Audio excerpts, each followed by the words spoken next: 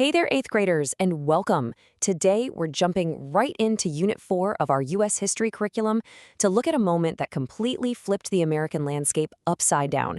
We're going to explore how a truly terrifying national crisis, the War of 1812, actually ended up sparking the American Industrial Revolution. It's an amazing story about resilience, innovation, and how facing a massive brick wall sometimes literally forces you to build a door. Picture this for a second. Imagine waking up tomorrow, and suddenly, all outside trade has just vanished. Your favorite stores? Completely empty.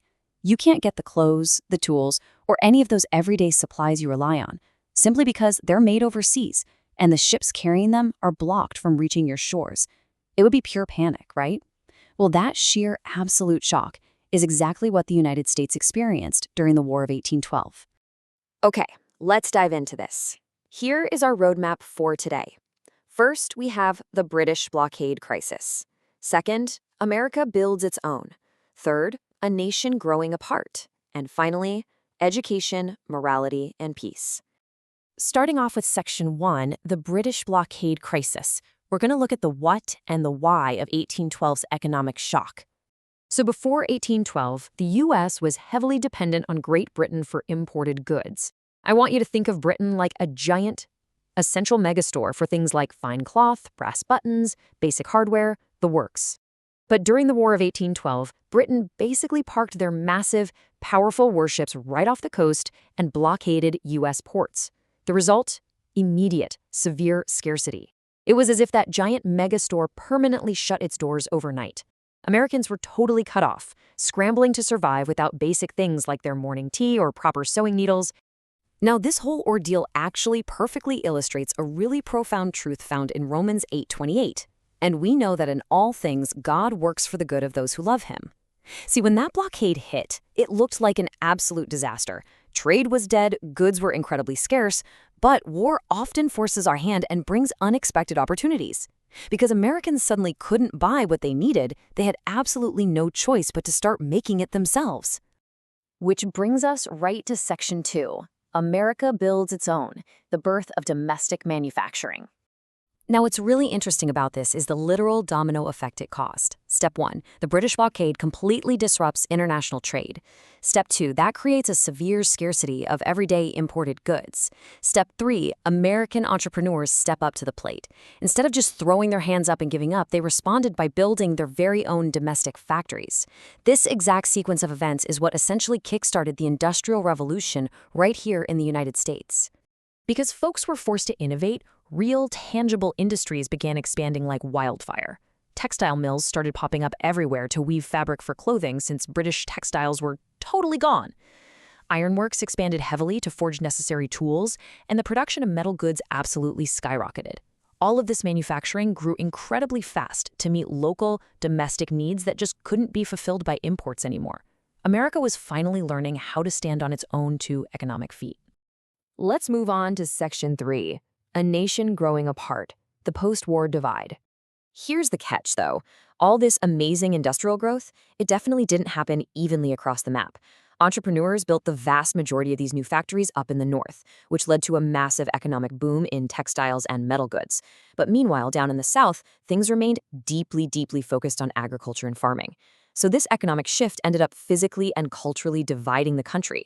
It deepened regional differences in a huge way, setting the stage for some major historical conflicts down the road, simply because you basically had two regions operating on entirely different economic engines.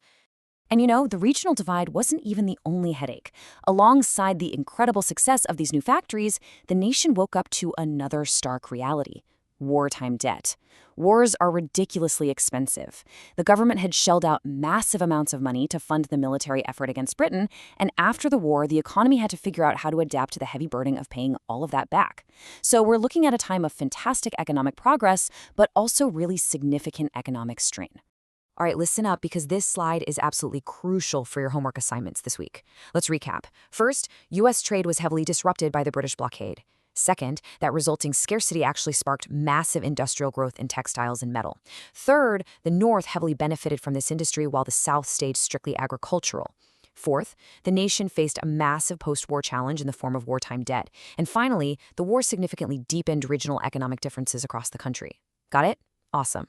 Which brings us to our final stretch, Section 4, Education, Morality, and Peace. The ultimate takeaway. Education without biblical morality will hurt. Guys, this is a core philosophy we passionately believe in here. Look, we study history, like the incredible innovation born from the War of 1812, to learn facts and understand how the real world works. But having all those historical facts and being a brilliant innovator, it means absolutely nothing if it isn't paired with a strong, grounded moral compass. If we intertwine biblical morality with our education, we ensure that the knowledge we gain is actually used to build up rather than tear down. And that thought leads us directly to a really beautiful promise. Just like the nation had to dig deep and find resilience during that crushing blockade, we have to find resilience in our own daily lives. Romans 8:6-7 promises peace of mind to everyone who keeps their mind spiritual. This is our experience, and honestly, it's what we want for you as you engage with our explainer today. When you keep a spiritually minded focus in all things, you can navigate life's challenges with peace, knowing that just like the historical crises we study, things really can work together for good.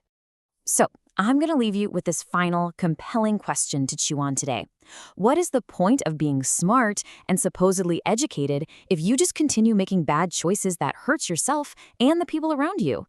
As you complete your homework on the economic legacy of 1812, I challenge you to really reflect on this. Let your education make you smart, for sure, but let your morality make you wise. Character is the true bedrock foundation of your education. Thank you so much for hanging out in this explainer today, 8th graders. Keep learning, keep growing, and I will see you in the next lesson.